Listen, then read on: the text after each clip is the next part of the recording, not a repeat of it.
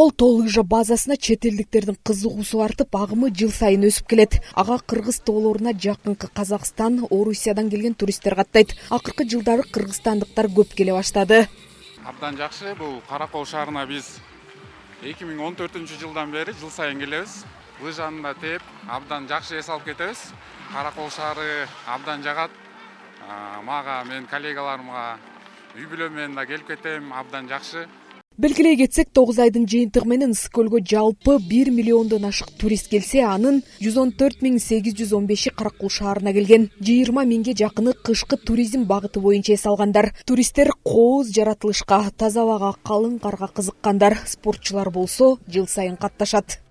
Праздничные дни, конечно же, больше. Это вот бывает и Майрам күндөрү эс алуучулар көп келишет. Алардын саны 500дөн 700гө чейин жетет. Көбүнчө лыжа тепкендер келсе, айрымдары жаратылышка суктанып кетишет. Бул жерде мыкты муз аянтчасы бар. Ошондой эле спорттук оюндарга шарттар түзүлгөн.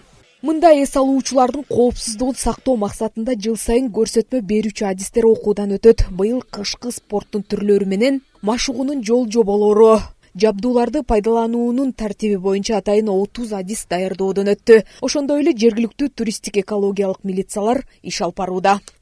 Туристтик экологияда ар бир бала англис тилин билет, атайын окутуулар жүрүп турат. Чет элден келген жарандар менен сүйлөшүп турабыз. Лыжада тепкенди билесиңерби? Мындан тышкары атайын туристтик милицияга балдарды атайын үйрөтүү жүрөт. Өзүнүн формалары менен лыжаларды тээп, кооптуу жерлерде туруп, элге жардам берип турабыз. Америкалык журналдын версиясы боюнча Каракол 2025-жылы барууга сунушталган 25 мыкты жердин катарына кирди. Авторлор аны Борбордук Азиядагы эсте калаарлык укмуш саякаттоонун борбору деп аташкан. Ошондой эле аймакта эл аралык аэропорттун ачылышы менен Каракол туристтер үчүн дагы жеткиликтүү болду. Жазгүл Сатаева, Асылбек Касенов, Ысык көл жаңылыктары.